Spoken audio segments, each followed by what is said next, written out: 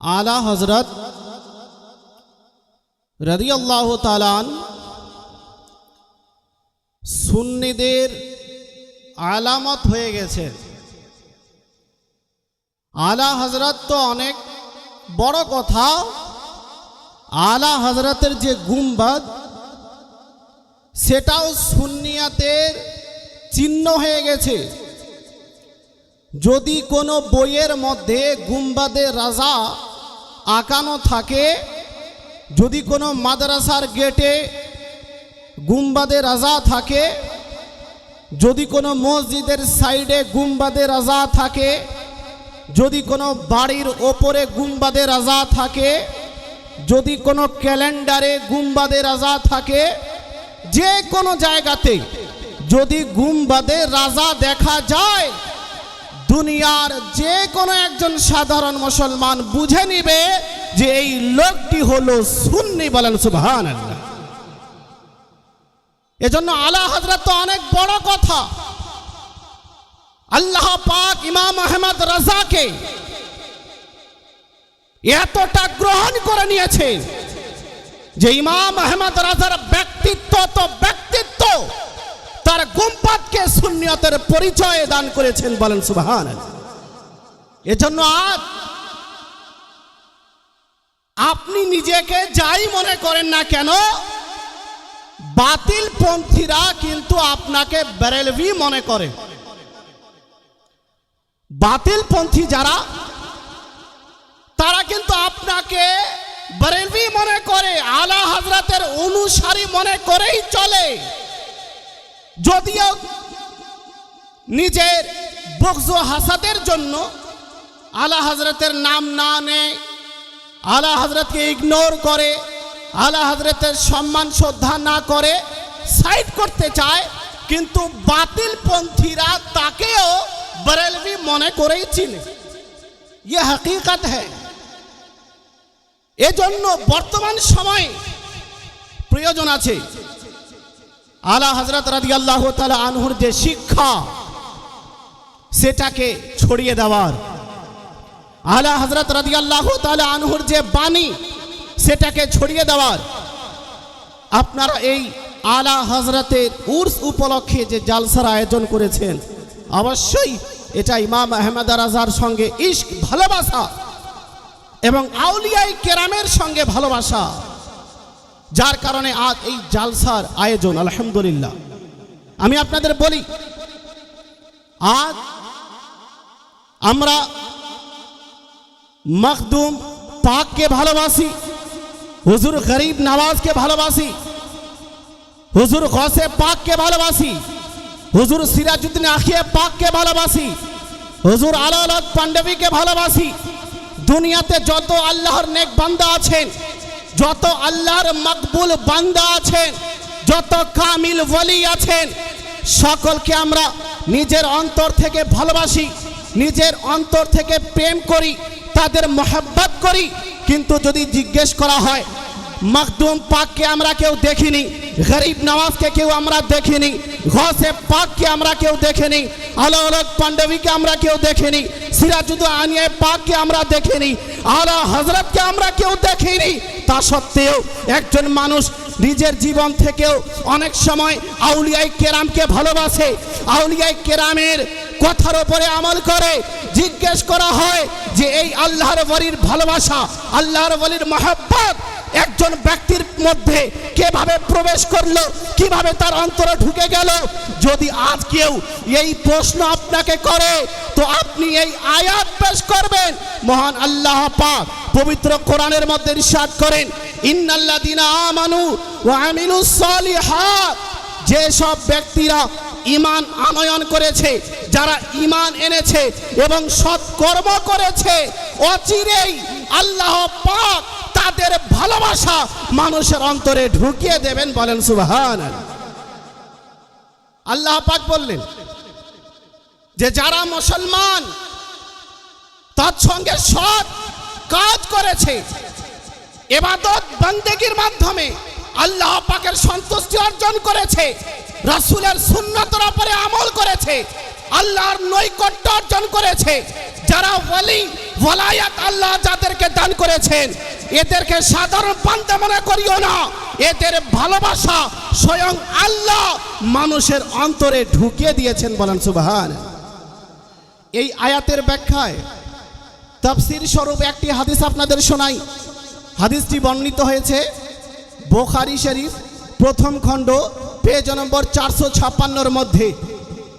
রাসূল করিম সাল্লাল্লাহু তাআলা আলাইহি ওয়াসাল্লাম বলেন, ইদা আহাব্বাল্লাহুল আবদা, আল্লাহ পাক যখন কোনো বান্দাকে পছন্দ করে নেন, আল্লাহ পাক যখন কোনো বান্দাকে ভালোবাসেন, নাদা জিবরিল আন্নাল্লাহা ইউহিব্বু ফুলানা, আল্লাহ পাক জিবরিলকে আওয়াজ দেন, হে জিবরিল আমি আল্লাহ আমি অমুক বান্দাকে ভালোবাসি, ফাআহবিবহু, সুতরাং তুমিও ওই বান্দাকে ভালোবাসো। বলেন সুবহান। ফায়ুহিব্বুহু জিবরিল, হযরতে জিবরিল আলাইহিস সালাম তাকে ভালোবাসতে আরম্ভ করেন। ফায়ুনাদি জিবরিল ফি আহলিস সামা, তারপরে আসমানি জগতে যত ফেরেশতা আছেন হযরতে জিবরিল ওই ফেরেশতাদের নিকটে আওয়াজ দেন এবং বলেন, ইন্নাল্লাহা ইউহিব্বু ফুলানা ফাহিব্বুহু, হে ফেরেশতারা শোনো, আল্লাহ পাক অমুক বান্দাকে ভালোবাসে, অমুক বান্দাকে পছন্দ করে, সুতরাং তোমরা অমুক বান্দাকে পছন্দ করো, অমুক বান্দাকে ভালোবাসো। ফায়ুহিব্বুহু আহলুস সামা, সুতরাং আসমানি জগতে যত ফেরেশতা রয়েছেন সকলেই ভালোবাসতে আরম্ভ করেন।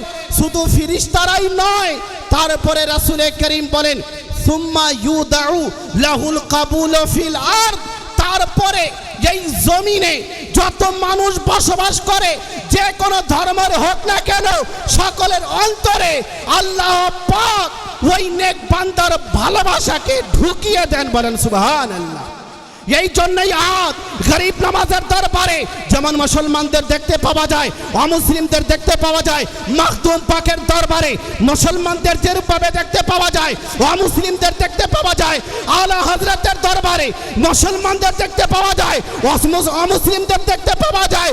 এর কারণ হলো রাসূল করিম বুখারীর মধ্যে বলেছেন, আল্লাহ পাক যখন কোনো বান্দাকে পছন্দ করে নেন, ভালোবেসে ফেলেন, আল্লাহ পাক ওই নেক বান্দার ভালোবাসা জগৎবাসীর অন্তরে প্রবেশ করিয়ে দেন। বলেন সুবহান। এজন্য আজ আমরা যে আউলিয়ায়ে কেরামকে ভালোবাসি, তো এটা আল্লাহ পাকের প্রদত্ত নেয়ামত। আল্লাহ পাক আমাদের অন্তরে এই আল্লাহর নেক বান্দাদের ভালোবাসা ঢুকিয়েছেন। আজ যেহেতু আলা হযরত রাদিয়াল্লাহু তাআলা আনকে কেন্দ্র করে এই প্রোগ্রাম, এজন্য মনে করলাম আলা হযরত রাদিয়াল্লাহু তাআলা আন সম্পর্কে আমি কিছু বলবো। খুবই দুঃখের বিষয়, আলা হযরত রাদিয়াল্লাহু তাআলা আনহুর দুনিয়া থেকে যাওয়ার কতদিন হলো? আলা হযরতের ইন্তেকাল হওয়ার কতদিন হলো? হ্যাঁ, আপনারা আমাদের উলামা ইকরাম তো সব জানেন। কততম উরস এটা? 107। 107তম উরস আমরা পালন করছি। কিন্তু দুঃখের বিষয় যে আলা হযরতকে এখনো আমরা ভালোভাবে চিনতে পারিনি, এটা বাস্তব কথা। আলা হযরতের ব্যক্তিত্ব কি, আলা হযরতের জাত কি, আলা হযরত কে ছিলেন, এখনো আমরা আলা হযরতকে সঠিকভাবে চিনতে পারিনি।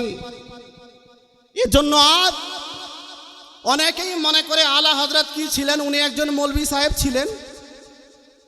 আলা হযরত একজন মৌলভী সাহেব ছিলেন, উনি মুস্তাফা জানের রহমত পে লাখো সালাম লিখেছেন, কাফির দেওবন্দীদের উপরে কুফরের ফতোয়া দিয়েছেন, মহিলাদের মাজারে যেতে নিষেধ করেছেন।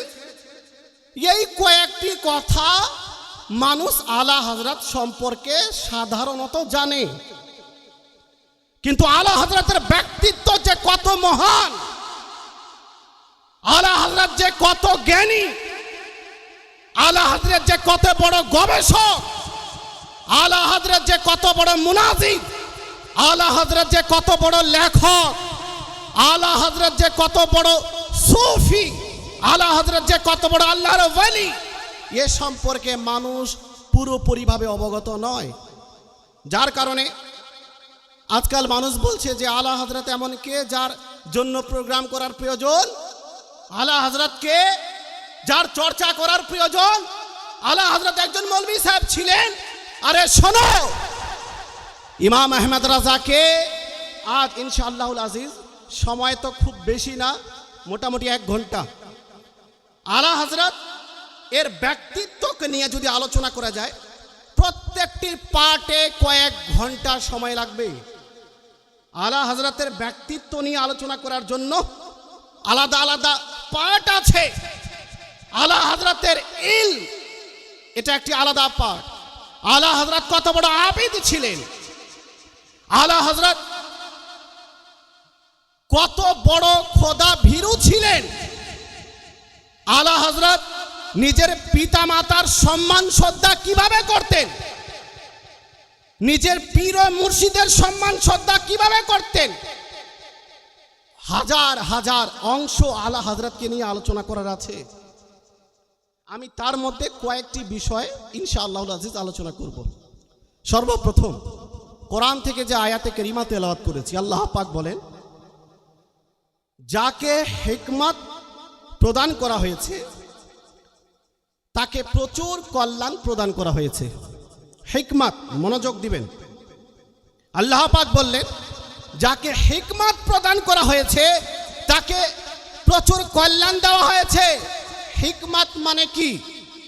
তাফসিরে মাদারিকের মধ্যে হিকমতের কয়েকটি ব্যাখ্যা করা হয়েছে। হিকমত বলতে কোরআনকে বোঝানো হয়েছে, দ্বিতীয় হিকমত বলতে হাদিসকে বোঝানো হয়েছে, তৃতীয় হিকমত বলতে ইলমে ফিকহকে বোঝানো হয়েছে, কেউ কেউ নবুওয়াতকে বুঝিয়েছেন।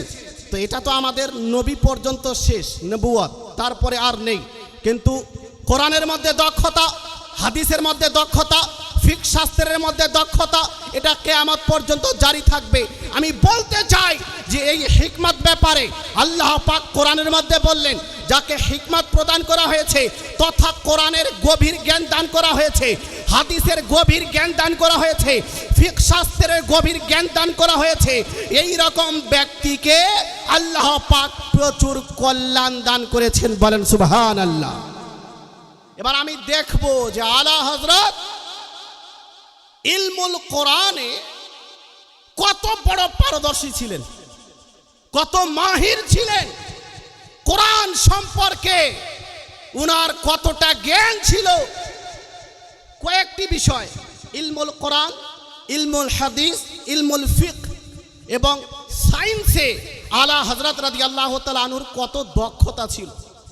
আমি চাইলে বিভিন্ন বিষয়ে কিন্তু কথা বলতে পারবো, আলহামদুলিল্লাহ এক্সপেরিয়েন্স আমার আছে। কিন্তু আজ আমি চাই যে আলা হযরতের পরিচয় আপনাদের সামনে একটু তুলে ধরার চেষ্টা করি, কারণ আলা হযরতকে এখনো আমরা ভালোভাবে জানি না যে আলা হযরতের ব্যক্তিত্ব কি। এজন্য আলা হযরতের সম্পর্কে কিছু গুরুত্বপূর্ণ কথা, ইলমুল কোরআন সম্পর্কে আলা হযরতের কত জ্ঞান ছিল, এই কোরআনে আলা হযরত কত মাহির ছিলেন আপনাদেরকে শোনাই। তার পূর্বে একবার আসুন সকলে মিলে রাসূল করিম সাল্লাল্লাহু তাআলা আলাইহি ওয়াসাল্লামের উপরে ভক্তি ভরে মহব্বতের সঙ্গে দরুদ পাঠ করি, এই উদ্দেশ্যে যে রাসূল করিম সাল্লাল্লাহু আলাইহি ওয়াসাল্লাম পবিত্র হাদিস শরীফের মধ্যে বলেন, মান সাল্লা আলাইয়া সালাতান ওয়াহিদা সাল্লাল্লাহু আলাইহি আশারা সালাওয়াত, যে ব্যক্তি আমার উপরে একবার দরুদ পাঠ করে আল্লাহ পাক তার উপরে 10টি রহমত অবতীর্ণ করেন। বলেন সুবহানাল্লাহ। একবার দরুদ পাঠ করলে 10টি রহমত। তারপরে নবী সাল্লাল্লাহু আলাইহি ওয়াসাল্লাম বললেন, হুত্তাত আনহু আশারু দারাজাত, তার 10টি গুনাহকে ক্ষমা করে দেওয়া হবে। ওয়া রুফিআত লাহু আশারু দারাজাত, এবং তার সঙ্গে তার 10টি মর্যাদা আল্লাহ পাক বৃদ্ধি করে দেবেন। বলেন সুবহানাল্লাহ। এজন্য রাসূল কারীমের মহব্বত ভালোবাসা অন্তরে রেখে উচ্চ স্বরে দরুদ পাঠ করি, পড়ুন আল্লাহুম্মা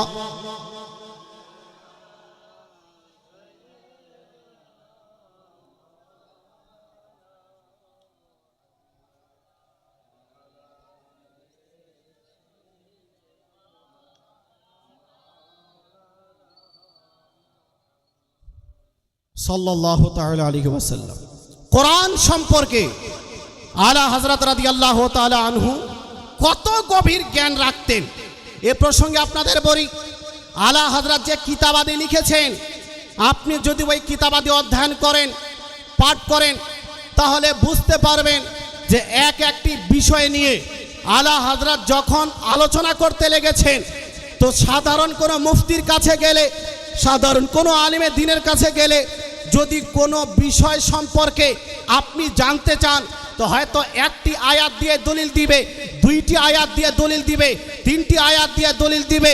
কিন্তু আলা হযরত রাদিয়াল্লাহু তাআলা আন কোরআনের এত গভীর জ্ঞান রাখতেন যে কোনো বিষয়ে যখন আলা হযরতকে জিজ্ঞেস করা হতো, একটি নয়, দুটি নয়, তিনটি নয়, চারটি, পাঁচটি, 10টি, 20, 30, 40 নয়, এমন সময় আলা হযরত কোরআন থেকে দলিল দিতে গিয়ে 90টি আয়াত থেকে দলিল পেশ করেছেন। বলেন সুবহানাল্লাহ।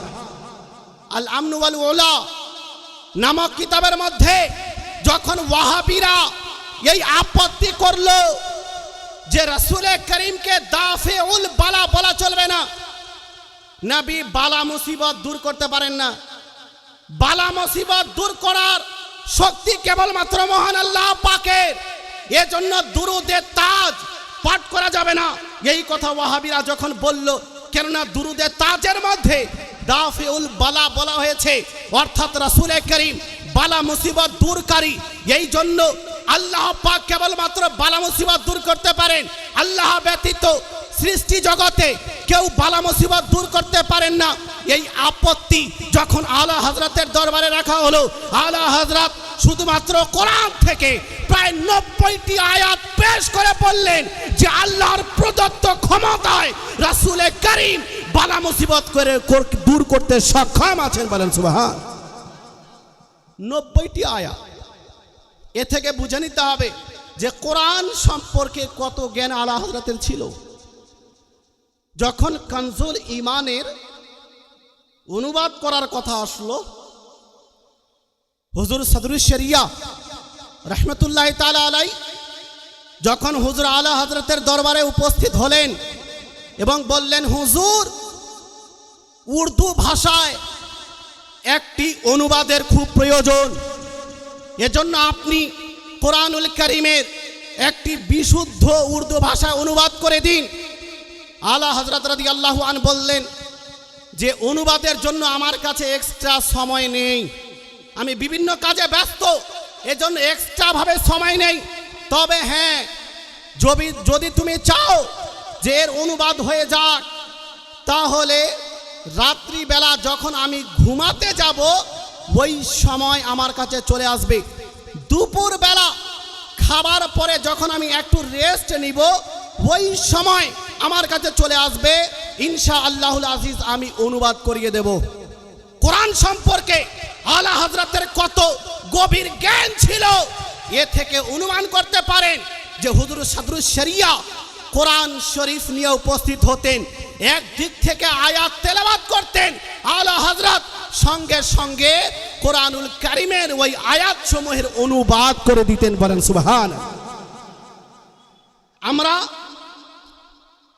যদি আরবি ভাষায় কোনো কিতাবের অনুবাদ করি, তো অনেক সময় ডিকশনারি নিয়ে বসি, লুগাত নিয়ে বসি, বিভিন্ন কিতাবাতে নিয়ে বসি, অনুবাদ করতে হবে, অনুবাদ যেন বিশুদ্ধ হয়। কিন্তু আলা হযরত এত গভীর জ্ঞানের মালিক ছিলেন যে কোরআনের আপনার অনুবাদ করছেন কোন লুগাতকে সামনে রেখে নয়, কোন অভিধানকে সামনে রেখে নয়, কোন ডিকশনারিকে সামনে রেখে নয়, কোন তাফসীরের কিতাবকে সামনে রেখে নয়, নরমাল অবস্থায় আলা হযরত যেমন থাকতেন তদ্রূপ নরমাল অবস্থায় কানজুল ঈমান অনুবাদ আকারে আমাদেরকে দান করেছেন। বলেন সুবহান। কত গভীর জ্ঞানের মালিক হলে এত বড় কাজ করা সম্ভব হয়। তারপরে হুজুর মুহাদ্দিস আজমে হিন্দ সৈয়দ মুহাম্মদ আশরাফি রাদিয়াল্লাহু তাআলা আনহু উনি বলেন যে আলা হযরত যে অনুবাদ করেছেন কানজুল ঈমান, এই কানজুল ঈমানের উপমা পূর্বে না আরবি ভাষায় আছে, না ফার্সি ভাষায় আছে, না উর্দু ভাষায় আছে। আলা হযরত যে অনুবাদ করেছেন এর উদাহরণ দেওয়া যাবে না, এর উপমা দেওয়া যাবে না, উদাহরণহীন হলো কানজুল ঈমান। বলেন সুবহান। শুধু তাই না, হুজুর মুহাদ্দিস আজম হিন্দ বললেন যে আলা হযরত অনুবাদ করার সময় যেই শব্দকে যেই জায়গায় রেখেছেন অনুবাদ হিসাবে, সেই শব্দ ছাড়া সেই জায়গাতে অন্য কোনো শব্দ রাখাই যাবে না। বলেন সুবহানাল্লাহ। এত সুন্দর অনুবাদ হুজুর মুহাদ্দিস আজম হিন্দ বললেন যে এটা তো উর্দু ভাষার রুহে কোরআন। একজন ব্যক্তি যদি ট্রান্সলেট পড়ছে, কানজুল ঈমান পড়ছে উর্দু ভাষায়, হুজুর মুহাদ্দিস আজম হিন্দ বলছেন সে বাস্তবে উর্দু ভাষায় কোরআন পড়ছে। বলেন সুবহানাল্লাহ। কেননা আলা হযরত যে অনুবাদ করেছেন এটা বাস্তবে এমন অনুবাদ যেটাকে তাফসীরকে সামনে রেখে করা হয়েছে, এমন অনুবাদ যেই অনুবাদ পড়লে মানুষের ঈমান তাজা হয়ে যায়। মুসলমান, আলা হযরত সম্পর্কে অনেকেই জানে না যে প্রায় 16টি তাফসীরের কিতাব হাসিয়া রূপে আলা হযরত লিপিবদ্ধ করেছে। মাদারিকের উপরে আলা হযরতের হাসিয়া, আল ইতকান ইমাম সুয়ুতির কিতাব তার উপরে আলা হযরতের হাসিয়া, তাফসীরে খাজিনের উপরে আলা হযরত হাসিয়া লাগিয়েছেন। তৎসঙ্গে আল্লামা হানিফ খান রাজভী বরেলভী উনি একটি কিতাব রচনা করেছেন, সংকলন করেছেন আলা হযরতের কিতাবাদি থেকে জামিউল আহাদিস। সেই কিতাবের 7, 8, 9তম খণ্ডে আলা হযরত রাদিয়াল্লাহু তাআলা আনহুর তাফসীরকৃত 600টি আয়াতের তাফসীর করেছেন। বলেন সুবহানাল্লাহ। নিশ্চিত রূপে আলা হযরতের মধ্যে এত দক্ষতা ছিল, আলা হযরত যদি চাইতেন 100 খণ্ডে কোরআনের তাফসীর করতে পারতেন, কিন্তু আলা হযরত বিভিন্ন কাজে ব্যস্ত থাকার কারণে এই কিছু আয়াতের তাফসীর এই জগৎকে দিয়ে গেছেন এবং প্রমাণ করেছেন আলা হযরতকে তোমরা দেখে নাও, আমি যদি চাইতাম কয়েক খণ্ডে আপনার কোরআনুল কারীমের তাফসীর করে দিতে পারতাম। বলেন সুবহান। কোরআনুল কারীম সম্পর্কে গভীর জ্ঞানের মালিক হুজুর আলা হযরত ছিলেন। এরপরে আপনাদের শোনাই হাদিস সম্পর্কে। আলা হযরত হাদিস শাস্ত্রে, ইলমে হাদিসে কত মাহির ছিলেন, কত বড় পারদর্শী ছিলেন, কত বিজ্ঞ ছিলেন। আলা হযরত রাদিয়াল্লাহু তাআলা আনকে জিজ্ঞেস করা হলো, হুজুর আপনার অধ্যয়নে হাদিসের কয়টি কিতাব আছে? আলা হযরত রাদিয়াল্লাহু তাআলা বললেন যে প্রায় 50টি হাদিসের কিতাব আমি পড়ি এবং পড়াই। বলেন সুবহানাল্লাহ। কয়টি হাদিসের কিতাব? 50টি হাদিসের কিতাব আলা হযরতের নজরে উনি পাঠ করেন এবং পড়ান। আমি দায়িত্বশীলতার সঙ্গে বলছি, আজ এই যুগের বড় থেকে বড় মুফতি 50টি হাদিসের কিতাব পড়া তো দূরের কথা, নামই জানে না। বড় থেকে বড় মুফতি পড়া তো দূরের কথা, নাম জানে না। শুধু আলা হযরত এই 50টি হাদিসের কিতাব পর্যন্ত সীমাবদ্ধ ছিলেন না, বরং আল্লামা হানিফ খান রাজভী বরেলি শরীফ উনি যে একটি একাডেমি তৈরি করেছেন, আল ইমাম আহমদ রাজা একাডেমি, সেই একাডেমি থেকে আলা হযরতের লিখিত কিতাবাদি প্রকাশ করেন। আল্লামা হানিফ সাহেব লিখেছেন যে আমি যখন আলা হযরতের কিতাবাদি পাঠ করতে আরম্ভ করলাম, আলা হযরতের কিতাব অধ্যয়ন করতে লাগলাম, তো আমি দেখলাম যে আলা হযরত যত হাদিসের কিতাব থেকে দলিল পেশ করেছেন তার সংখ্যা প্রায় 400। বলেন সুবহান। কত? 400 হাদিসের কিতাব। আলা হযরত যে রেফারেন্স প্রদান করেছেন হাদিসের কিতাব থেকে তার সংখ্যা প্রায় 400। এত বড় গভীর জ্ঞানের মালিক ছিলেন ইমাম আহমদ রাজা। হুজুর মুহাদ্দিস আজম হিন্দ রাদিয়াল্লাহু তাআলা আনহু বলেন যে ইলমে হাদিসে আলা হযরত এত বিজ্ঞ ছিলেন, এত দক্ষ ছিলেন, এত পারদর্শী ছিলেন যে ফিকহে হানাফির যে মাসআলা মাসাইল এর ভিত্তিতে যত হাদিস আছে ওই সমস্ত হাজার হাজার হাদিস সব সময় আলা হযরতের চোখের সামনে থাকতো। বলেন সুবহান।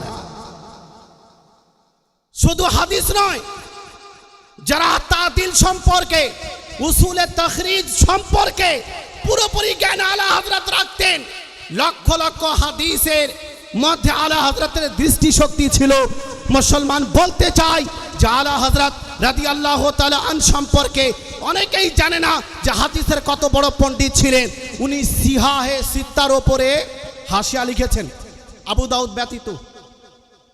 বুখারীর ওপরে আলা হযরতের হাসিয়া, মুসলিম শরীফের ওপরে আলা হযরতের হাসিয়া আছে, তিরমিজি শরীফের ওপরে আলা হযরত হাসিয়া লাগিয়েছেন, নাসাই শরীফের মধ্যে আলা হযরত হাসিয়া লাগিয়েছেন, ইবনে মাজার মধ্যে আলা হযরত হাসিয়া লাগিয়েছেন, মুসনাদে আহমদ বিন হাম্বলের মধ্যে আলা হযরত হাসিয়া লাগিয়েছেন। তারপরে কানজুল উম্মালের মধ্যে আলা হযরত হাসিয়া লাগিয়েছেন, কিতাবুল আসারের মধ্যে আলা হযরত হাসিয়া লাগিয়ে দিয়েছেন। এই সমস্ত কিতাব সহ আরো একাধিক কিতাবের মধ্যে আলা হযরত আরবি ভাষায় হাসিয়া লিখেছেন। এ থেকে বোঝা দরকার, এ থেকে অনুমান করা উচিত যে ইলমে হাদিসে আলা হযরত কত বড় মাহির ছিলেন, কত বড় পারদর্শী ছিলেন। বলেন সুবহান। ইলমে হাদিস সম্পর্কে যদি বলা যায় আরো অনেক বলা যাবে, কিন্তু আপনাদের আমি আজ শুধুমাত্র বোঝাচ্ছি ভালোভাবে যে আলা হযরতকে ছোট মোটো কোনো মৌলবি মনে করিয়েন না।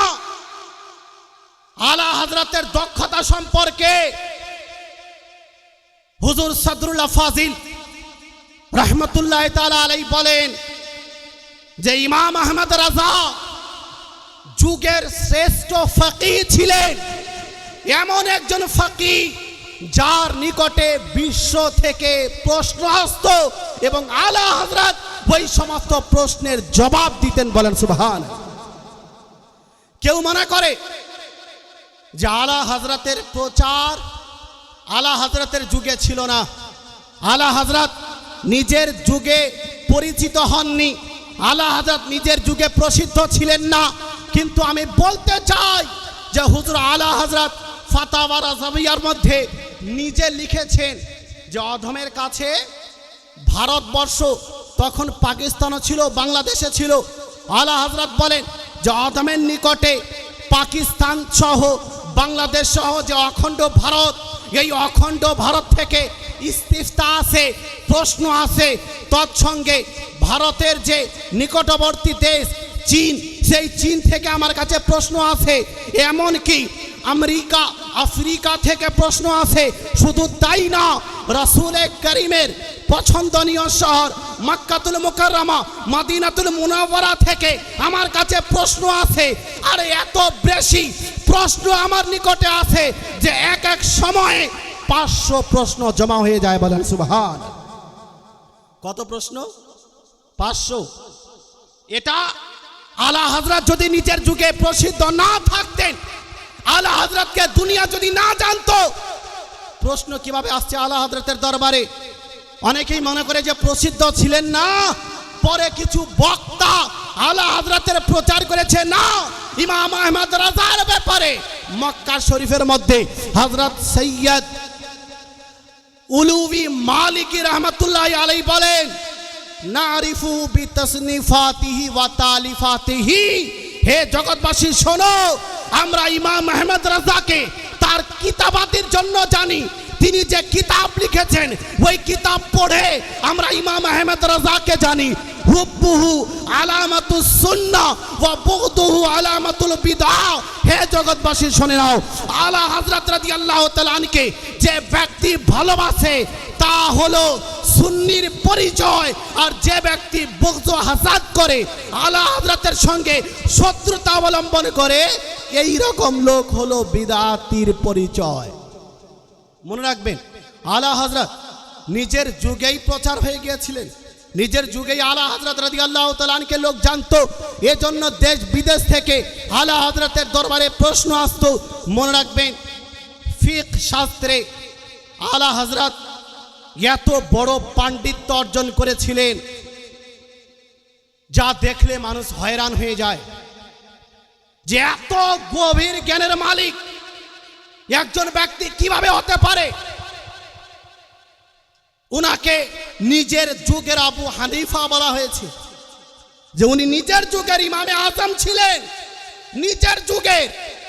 আলা হযরত ফিকহ শাস্ত্রে এত পাণ্ডিত্য অর্জন করেছিলেন যে এক একটি প্রশ্নের জবাব দিতে গিয়ে ফিকহ শাস্ত্রের কিতাবাদি থেকে শতাধিক নুসুসে ফকাহে কেরামের উক্তি পেশ করতেন। বলেন সুবহানাল্লাহ। তালাবায়ে কেরাম আছেন, আমি তাদেরকেও বলতে চাই যে ফিকহ শাস্ত্রে আলা হযরতের এত গভীর জ্ঞান ছিল। হুজুর মুহাদ্দিস আজমে হিন্দ রাদিয়াল্লাহু তাআলা আন বলেন যে আমরা যখন আলা হযরতকে কোনো মাসআলা সম্পর্কে জিজ্ঞেস করতাম, হুজুর এই মাসআলার জবাব কোন কিতাবে পাওয়া যাবে, হুজুর আলা হযরত চারটি জিনিসের নাম বলতেন। চারটি জিনিস বলতে প্রথমত কিতাবের নাম বলতেন, যে ওই মাসআলা কোন কিতাবের মধ্যে আছে, তারপরে কত নম্বর পৃষ্ঠায় আছে, তারপরে কত নম্বর লাইনে আছে, এবং কি ইবারত আছে, ইবারত সহ লাইন সহ পৃষ্ঠা সহ আলা হযরত দলিল দিয়ে দিতেন। বলেন সুবহান। রাদ্দুল মুহতার থেকে, আলমগিরি থেকে, আল মাবসুত থেকে, এই রকম কিতাবাদি থেকে আলা হযরত শুধু নাম নিতেন না, বরং পৃষ্ঠার নাম বলে দিতেন। কত বড় গভীর জ্ঞানের মালিক হলে এত বিজ্ঞ হতে পারে?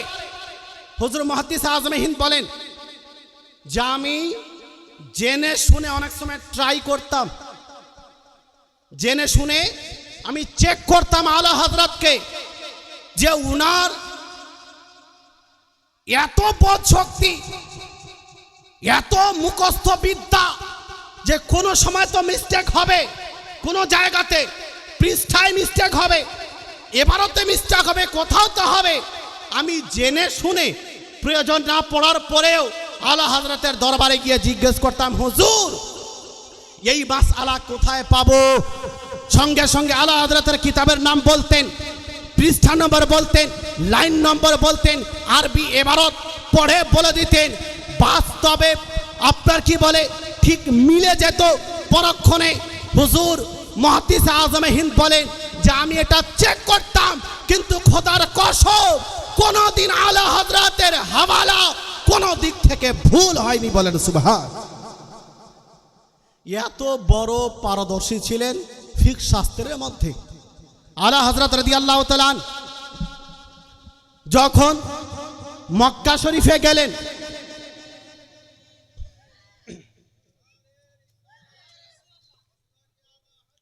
জিন্দাবাদ,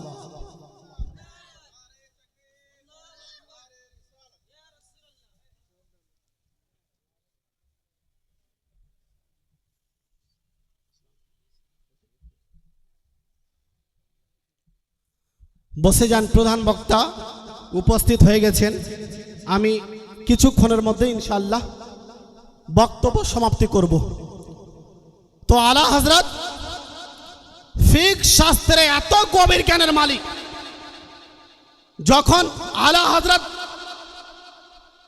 ফিকহ শাস্ত্রে কিতাবাদি লিখতে আরম্ভ করেন, ইমাম আহমদ রাজা 100 থেকে 150 পর্যন্ত জুজইয়া নিজের কিতাবের মধ্যে নকল করে দিতেন। যেমন আপনি উঠিয়ে দেখুন, জুবদাতুজ জাকিয়া লি তাহরিমি সুজুদি তাহিয়া, যখন আলা হযরত লিখতে আরম্ভ করলেন 100-র বেশি ফিকহ শাস্ত্র থেকে জুজইয়া পেশ করে প্রমাণ করেছেন যে সম্মানার্থেও কাউকে সাজদা করা চলবে না।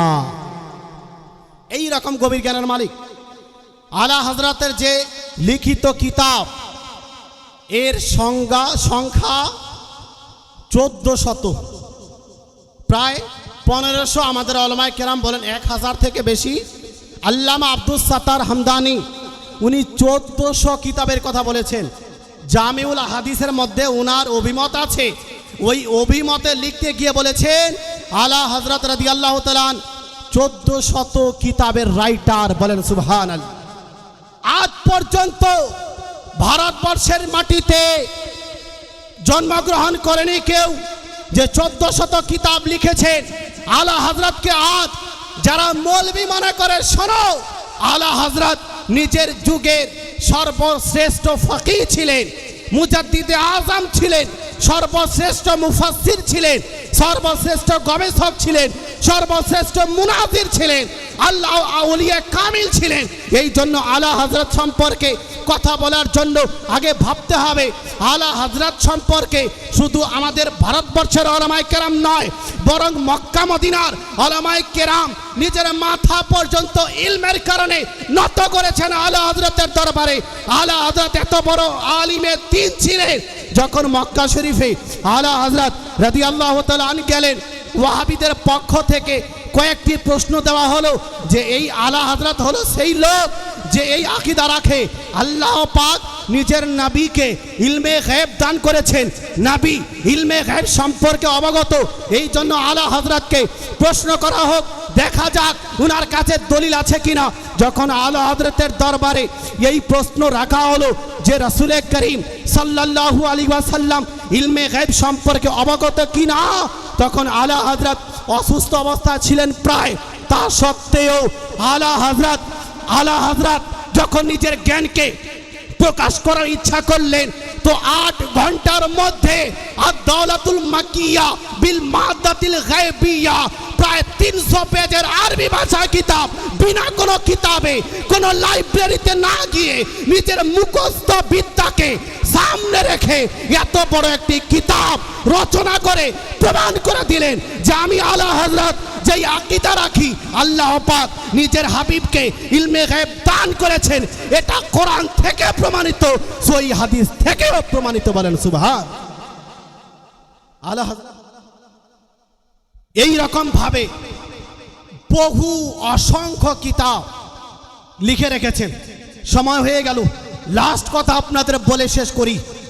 আজ অনেকেই আছে যারা আলা হযরতের উপরে অপবাদ দেয় যে সুন্নিদের মধ্যে যে সমস্ত বিদআত প্রচলিত, এর প্রচারক হলেন আলা হযরত ইমাম আহমদ রাজা, নাসির হলেন আলা হযরত, উনি এই বিদআতের প্রচার প্রসার করেছেন, নাউজুবিল্লাহ। আজ সুন্নিরা মাজারে গিয়ে সাজদা করে, এটা আলা হযরতের দেওয়া শিক্ষা। তাওয়াফ করে, এটা আলা হযরতের দেওয়া শিক্ষা। মহিলারা মাজারে যায়, এটা আলা হযরতের দেওয়া শিক্ষা। মাজারে অন্যান্য জায়গাতে যে বিদআত করা হয়, এটা আলা হযরতের দেওয়া শিক্ষা, নাউজুবিল্লাহ মিন যালিক। কিন্তু মনে রাখবেন, এটা 100% আলা হযরতের উপরে অপবাদ। খোদার কসম করে বলি, আলা হযরত শিরক ও বিদআতের প্রচারক ছিলেন না, বরং আলা হযরত শিরক ও বিদআতের বিনাশক ছিলেন। বলেন সুবহান। আলা হযরত সুস্পষ্টভাবে ফতোয়া প্রদান করলেন, মাজারে গিয়ে সম্মানার্থে হোক কোন পীরকে, কোন দরবারকে সাজদা করা যাবে না, আল্লাহর ওলিকে সাজদা করা যাবে না। এই যে অপবাদ ওয়াহাবিরা দিচ্ছে যে আলা হযরত নাউজুবিল্লাহ সাজদা করার কথা বলেছেন, আরে শয়তান শোনো, আলা হযরতের কিতাব পাঠ করো।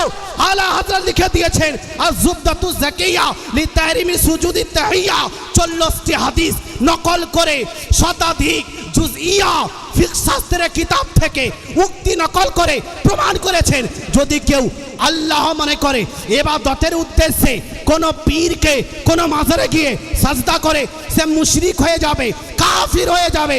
আর যদি সম্মানার্থে সাজদা করে, তবুও সম্মানার্থে সাজদা করা হলো হারাম।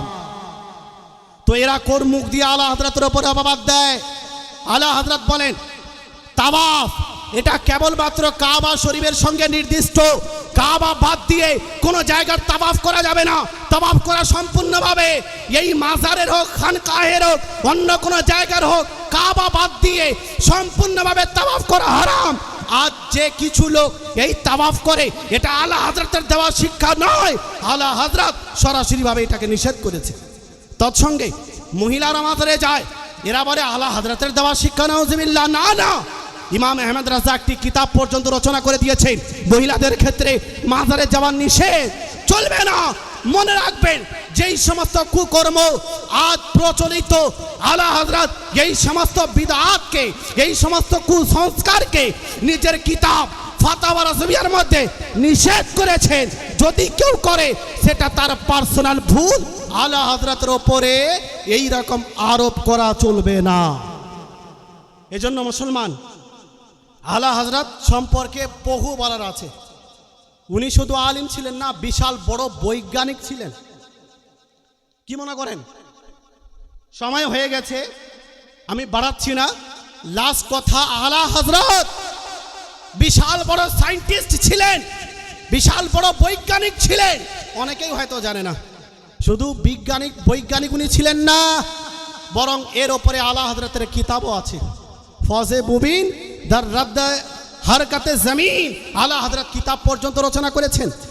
আপনার কেউ বলে মঈনুল মুবিন কিতাব রচনা করেছেন এবং প্রমাণ করে দিয়েছেন যে বৈজ্ঞানিকরা যেই ধারণা সমাজের মধ্যে প্রচার করেছে যে সূর্য নিজের জায়গায় স্থির আছে, এই পৃথিবী, এই জমিন চারদিকে ঘোরাফেরা করে না, আলা হযরত জ্যোতির্বিদ্যার মাধ্যমে প্রমাণ করেছেন পৃথিবী, এই জমিন, এই আসমান নিজ জায়গাতে স্থির আছে, আর সূর্য নক্ষত্র নিজ কক্ষপথে ঘোরাঘুরি করছে। শুধু কোরআনের আয়াত দিয়েই না, জ্যোতির্বিদ্যার মাধ্যমে আলা হযরত প্রমাণ করেছেন। আজ পর্যন্ত কেউ তার খণ্ডন করতে পারেনি, আর কিয়ামত পর্যন্ত কেউ সেই কিতাবের খণ্ডন করতে পারবে না। এজন্য আলা হযরতকে যেমন তেমন ব্যক্তিত্ব মনে করিয়েন না। উনি ওলিয়ে কামিল ছিলেন। অনেক পয়েন্ট বলার আছে, ঘন্টার ঘন্টা সময় লাগবে আলা হযরতের উপরে বলার জন্য। আল্লাহ পাক আমাদের উপরে কৃপা করেছেন যে আমরা আলা হযরতকে ভালোবাসি, আলা হযরতকে মহব্বত করি, তার অনুকরণ করি। ভাই বলতে চাই যে আলা হযরতের জন্য প্রোগ্রাম করলাম, শুনে নিলাম, ওনার ব্যক্তিত্ব সম্পর্কে অবগত হলাম। এতদূর পর্যন্ত আমাদের সীমাবদ্ধ থাকলে হবে না। আলা হযরত আমাদের দায়িত্ব দিয়ে গেছেন, তার মধ্যে একটি দায়িত্ব আমি আপনাদের বলি। আলা হযরত বলেছেন বিশেষ কয়েকটি আমি তোমাদের দায়িত্ব দিয়ে গেলাম, 10টি দায়িত্ব। তার মধ্যে একটি হলো বড় বড় মাদ্রাসা যেন খোলা হয়, আজিমুশান মাদারিস কায়েম কি যায়। বড় বড় মাদ্রাসা প্রতিষ্ঠান, বড় বড় মাদ্রাসার প্রতিষ্ঠা করার কথা আলা হযরত বলেছেন। কেননা এই মাদ্রাসা হলো শিক্ষা কেন্দ্র। আজ কোন নবী, নতুন নবী এই দুনিয়ায় আসবে না, দ্বীন ইসলামের প্রচার প্রসার কে করবে? এই জন্য এই মাদ্রাসা ইসলামের জড়, ইসলামের মূল। এই জন্য ইমাম আহমদ রাজা সর্বপ্রথম বললেন যেন বেশি বেশি করে মাদ্রাসা নির্মাণ করা হয়।